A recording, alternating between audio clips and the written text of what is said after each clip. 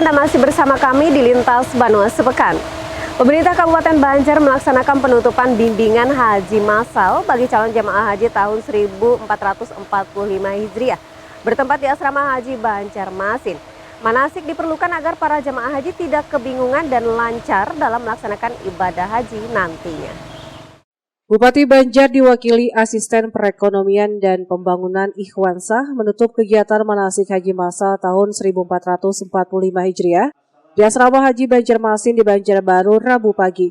Sebanyak 452 calon jemaah haji Kabupaten Banjar terdiri dari 205 jamaah laki-laki dan 247 jamaah perempuan bakal berangkat ke Tanah Suci dalam 4 kloter keberangkatan. Jamaah termuda berusia 18 tahun dan jamaah tertua berusia 86 tahun. Para jemaah telah mendapatkan bimbingan manasik sebanyak 10 kali, 2 kali dilaksanakan Kementerian Agama Kabupaten Banjar dan 8 kali dilaksanakan di kecamatan sesuai domisili terdekat jemaah. Beberapa poin penting yang ditekankan agar bimbingan manasik yang telah dijalankan dapat diserap secara optimal sebagai bekal pengetahuan tata pelaksanaan ibadah haji, serta para jemaah senantiasa mengutamakan kesehatan baik jasmani dan rohani. Dari pemerintah daerah mengucapkan terima kasih dan Kementerian Agama yang sudah melakukan kegiatan tahapan-tahapan manasik haji, dan kami berharap apa yang sudah didapat jamaah mulai tahapan-tahapan yang dilaporkan oleh Kemenak tadi dilaksanakan oleh maksimal oleh calon jemaah haji Kabupaten Banjar. Sesuai dengan pesan kita, tolong jaga kesehatan, kemudian disiplin, pola makan, dan kita berharap apa yang disampaikan pada saat manasik haji itu tetap diterapkan oleh calon jemaah haji Kabupaten Banjar. Kegiatan ini adalah kegiatan penutupan manasik karena kami wajib menyelenggarakan manasik haji ini sebanyak 10 kali, 2 kali Kementerian Agama Kabupaten melaksanakannya. Inilah penutupannya, dan 8 kali di KUA ini juga di 8 titik itu sesuai dengan kedekatan domisili para jamaah haji yang sebanyak 452 jamaah itu. Jadi untuk pemberangkatan jamaah haji, alhamdulillah kita dari Kabupaten Banjar ini ada yang termuda dan juga ada yang tertua. Tadi bisa dilihat yang tertua pun itu juga kelihatannya sehat-sehat saja. Beliau bisa berdiri dan bisa senyum, berarti itu adalah sehat-sehat saja. Dijadwalkan jamaah haji Kabupaten Banjar yang tergabung dalam kloter pertama akan masuk asrama pada tanggal 11 Mei 2024 dan berangkat dari Bandara Syamsuddinur pada keesokan harinya, yakni tanggal 12 Mei 2024. Ahmad Ramadhani, Banjar TV. Sementara itu pemirsa, cerita lain datang dari Muhammad Nasi yang merupakan calon jamaah haji termuda Kabupaten Banjar berusia 18 tahun. Nasi berangkat haji dikarenakan menggantikan sang ayah yang telah meninggal dunia pada tahun 2022 lalu. Muhammad Nasi, mahasiswa semester 2 Institut Agama Islam Darussalam Martapura, menjadi calon jamaah haji termuda Kabupaten Banjar yang berangkat haji di usianya yang ke-18 tahun. Nasi menggantikan ayahnya yang meninggal dunia pada 2022 atau 1 tahun sebelum keberangkatan ke Tanah Suci pada 2023. Seyogyanya ia berangkat pada tahun tersebut bersama ibunya. Namun karena usia belum mencukupi aturan untuk berangkat haji, maka pada tahun 2024 ini akhirnya bisa berangkat. Saya itu kan meninggal 2022, terus itu digantikan oleh saya bersama ibu saya tuh. Ibu udah 2023 naik duluan, karena 2023 itu belum cukup umur, karena aturannya tuh 18 tahun. Sejak waktu 2023 itu ulun masih 17 tahun. Jadi belum itu nggak bisa. Rasanya alhamdulillah bisa waktu 18 tahun kita bisa ke Mekah walaupun pernikahan. Nasi berharap dapat menjalankan ibadah haji dengan lancar, menjadi haji yang mabrur dan mampu membadalkan umroh bagi ayahnya yang telah meninggal. Ahmad Ramadhani, Banjar TV. Pemirsa, kita beralih ke informasi lainnya. Aliansi Badan Eksekutif Mahasiswa BEM Kalimantan Selatan menggelar aksi unjuk rasa terkait peringatan May Day dan Hari Pendidikan di depan gedung DPRD Kalsel, Jalan Lambung Mangkurat, Banjarmasin. Unjuk rasa juga sempat bersitegang antara mahasiswa dan Ketua Komisi 4 DPRD Kalsel lantaran adanya beda pendapat. Kami ke sini atas nama rakyat, Pak. Kami ke sini bukan mementingkan kepentingan pribadi kami. Kami rela meninggalkan perkuliahan kami atas nama rakyat, Pak. Ya, kenapa saya langsung turun ke pusat? Tepat di Hari Pendidikan Nasional, ratusan mahasiswa yang tergabung dalam Badan Eksekutif Mahasiswa se-Kalimantan Selatan melakukan aksi unjuk rasa di depan gedung DPRD Kalsel, Jalan Lambung Mangkurat, Banjarmasin, Kamis 2 Mei 2024. Hadir langsung menemui para pengunjuk rasa, Ketua Komisi 4 DPRD Kalimantan Selatan, Muhammad Lutfi Saifuddin.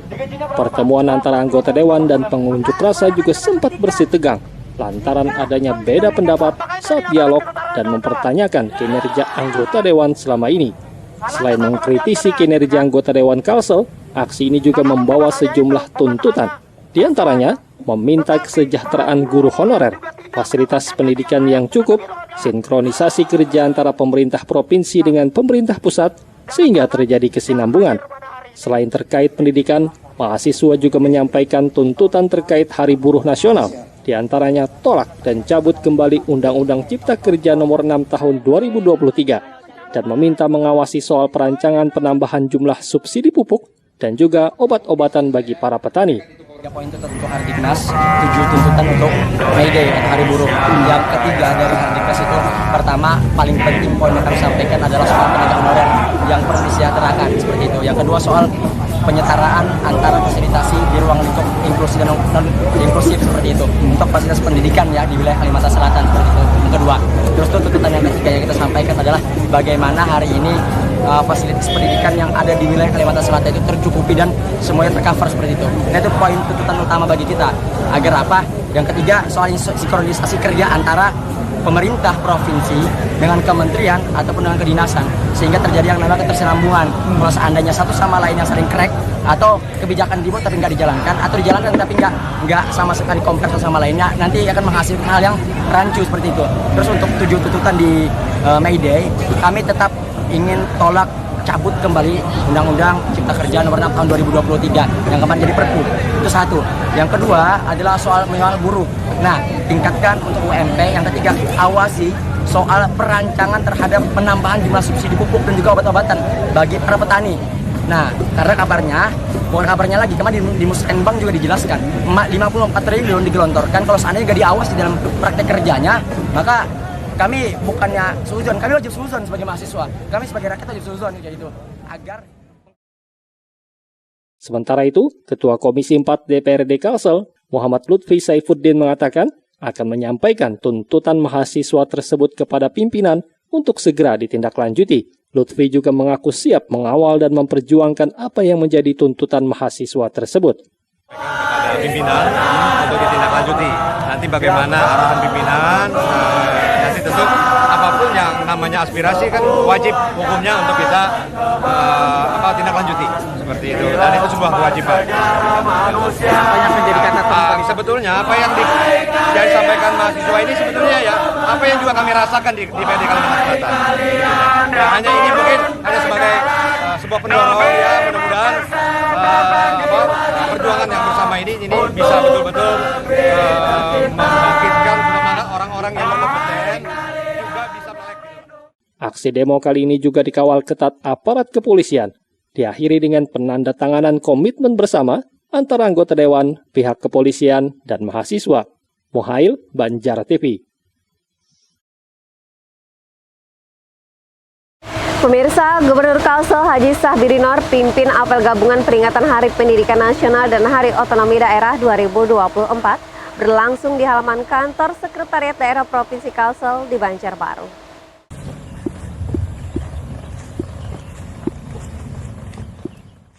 Pemerintah Provinsi Kalimantan Selatan kembali menggelar upacara bendera dalam rangka memperingati Hari Pendidikan Nasional dan Hari Otonomi Daerah berlangsung di halaman kantor Sekda Prop Kalsel di Banjarbaru. Upacara dipimpin langsung Gubernur Kalsel Haji Sahbiri Noer, dihadiri sejumlah kepala SKPD lingkup pemerintah Provinsi Kalsel, perwakilan pelajar SMA, guru dan aparatur sipil negara Provinsi Kalsel. Peringatan Hardiknas kali ini mengusung tema bergerak bersama lanjutkan Merdeka Belajar. Dalam amanatnya, Gubernur Kalsel Sabirinur meminta semarakan Hari Pendidikan Nasional dengan semangat untuk meneruskan perwujudan Merdeka Belajar, mendidik generasi pelajar Pancasila yang cerdas berkarakter, dan membawa Indonesia melompat ke masa depan dengan pendidikan yang memerdekakan. Mulai dari perkotaan hingga pelosok-pelosok pedesaan. Semoga momentum Hari Pendidikan Nasional tahun 2024 ini dapat menjadi semangat kita bersama untuk terus bergerak dan berkarya demi terwujudnya sumber daya manusia Banua yang lebih cerdas, berkualitas, berkarakter, dan berdaya saing. Sementara itu terkait Hari Otonom Daerah, Gubernur mengajak untuk membangkitkan kesadaran dan mengobarkan semangat, khususnya bagi para penyelenggara pemerintah pemangku kepentingan dan segenap elemen bangsa akan perjuangan bersama untuk mewujudkan kesejahteraan dan demokrasi tata kelola pemerintahan yang lebih baik.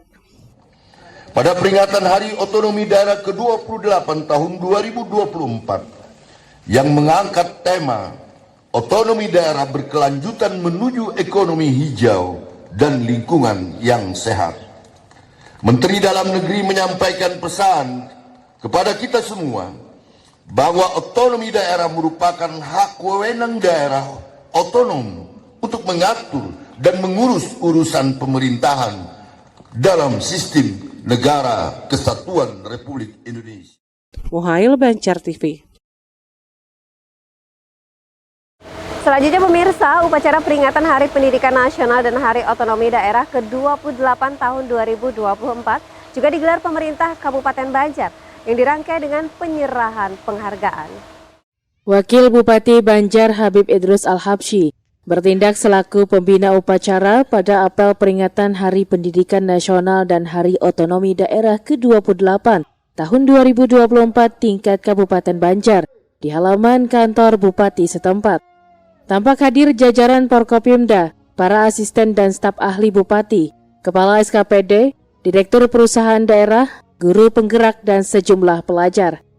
Pada peringatan Hardiknas 2024, Habib Idrus Al-Habsyi membacakan sambutan Menteri Pendidikan, Kebudayaan, Riset, dan Teknologi RI, Nadiem Anwar Makarim, yang menekankan pada program Merdeka Belajar yang saat ini diterapkan di seluruh Indonesia. Habib Idrus Al-Habsyi juga membacakan sambutan Menteri Dalam Negeri Muhammad Tito Karnavian pada peringatan Hari Otonomi Daerah ke-28 yang jatuh pada tanggal 25 April 2024 dengan tema Otonomi Daerah Berkelanjutan Menuju Ekonomi Hijau dan Lingkungan yang Sehat. Usai upacara, Wakil Bupati Banjar menyerahkan bantuan untuk pembelian tanah PGRI Kabupaten Banjar tahun 2024 yang diterima Ketua PGRI Kabupaten Banjar serta penyerahan penghargaan dalam rangka Hardiknas 2024. Di antaranya pengawas TK dan penilik PAUD inovatif, Kepala Satuan PAUD TK dan KB dedikatif, serta piagam penghargaan nasabah Sekolah Terbaik 1 Menabung Sampah tahun 2024. Kerjasama Dinas Pendidikan dengan PT PLN UID Kalselteng. Kadisdik Banjar Liana Penny berharap dapat terus melaksanakan program Merdeka Belajar di sekolah-sekolah, sehingga semua sekolah dapat melaksanakannya di tahun 2024. Rangkaian Hari Pendidikan Kabupaten Banjar, banyak kegiatannya yang dilaksanakan oleh Dinas Pendidikan, salah satunya adalah upacara bendera dilanjutkan sekolah sehat dan juga karnaval PAUD tadi oleh 300 siswa. Nah, tentu saja harapannya kita terus melaksanakan Merdeka Belajar ini, kurikulum Merdeka di sekolah-sekolah, sehingga semua sekolah bisa melaksanakan 100% di tahun 2024 ini dengan lebih baik. Kita lakukan transformasi pembelajaran. Tentu saja kualitas pendidikannya itu lebih baik, kesejahteraan gurunya juga lebih baik, sehingga meningkatkan motivasi guru-guru kita untuk mendidik dan mengajar anak-anak kita. Upacara bendera juga dimeriahkan dengan senam sekolah sehat oleh sejumlah pelajar dan karnaval anak PAUD dengan mengenakan pakaian adat sebanyak 300 anak dari sekolah PAUD di Kabupaten Banjar. Ahmad Ramadhani, Banjar TV. Pemirsa, mengalahkan banyak perguruan tinggi swasta di Pulau Jawa, Universitas Muhammadiyah Banjar Masin sukses mengantarkan 17 tim program kreativitas mahasiswa untuk mendapatkan pendanaan penelitian. Beginilah proses penyerahan simbolis bantuan dana perguruan tinggi untuk kegiatan program kreativitas mahasiswa 2024. Dari total 17 tim yang lolos pendanaan, Universitas Muhammadiyah Banjarmasin mendapatkan Rp31.540.000 yang diterima perwakilan mahasiswa di Aula Kampus 1 UM Banjarmasin kawasan Es Parman, Jumat 26 April 2024. Selain itu, juga diserahkan masing-masing Rp750.000 sebagai apresiasi terhadap dosen pendamping dan apresiasi terhadap tim mahasiswa. Capaian ini merupakan prestasi bagi Universitas Muhammadiyah Banjarmasin yang bahkan mengalahkan banyak perguruan tinggi lainnya di Pulau Jawa. Setidaknya hal ini sebagai bentuk konsistensi UM Banjarmasin dalam mendorong keunggulan yang dimiliki agar bisa terus unggul dan kompetitif. Nah inilah yang sementara kami coba untuk bangun agar jangan sampai kemudian sama dengan orientasi perguruan tinggi lain. Dan itu keunggulan kompetitif yang dimiliki yang tentu akan berbeda dengan berbagai perguruan tinggi di Indonesia. Di antara kreasi mahasiswa yang berhasil lolos adalah rencana pembuatan kulit kayu bangkal menjadi nanospray untuk pencerahan kulit. Sehingga dengan mengangkat kearifan lokal bisa menjadi pembeda dari inovasi yang dihasilkan perguruan tinggi lainnya. Kenapa jadi bisa lolos? Karena kami itu mengangkat dari salah satu tanaman khas Kalimantan, yaitu kulit kayu bangkal, yang dimana kan untuk PKM ini kriterianya harus yang langka seperti itu. Tapi kulit kayu bangkal ini salah satu inovasi baru karena kita bikinnya dari nanospray gel, yang dimana di pasaran itu hanya banyaknya berupa lulur, scrub, terus juga masker. Yang nanospray itu sangat jarang di pasaran. Jadi karena hal tersebut kami mengangkat si judul ini nanospray gel kulit batang kayu bangkal untuk brightening skin. Banyaknya proposal kreasi mahasiswa yang tembus pendanaan ini juga tidak lepas dari dukungan para dosen, baik dalam memberikan arahan dan pendekatan teknologi yang tepat, sehingga proposal yang ditawarkan bisa tampil menarik di hadapan para penilai. Karena kita menjaring ide dari mahasiswa Pak sebenarnya gitu, jadi idenya dari mahasiswa, kemudian nanti dari kami selaku dosen pembimbing itu yang nanti akan lebih mengarahkan lebih ke teknologinya seperti apa kayak gitu. Usai mendapatkan pendanaan dan penugasan kontrak, para mahasiswa akan melaksanakan kegiatan dan rencana kreasi yang ditawarkan, hingga menyampaikan laporan akhir sampai penentuan siapa nantinya yang bisa lolos ke Pekan Ilmiah Mahasiswa Nasional. Memapar satu hati, satu jiwa, satu fakultas farmasi. Ahmad Makfur, Banjar TV. Pemirsa, akan kita simak bersama terbaik kedua se-Indonesia. BRIN terus dukung pengembangan kebun raya Banua. Kami segera kembali.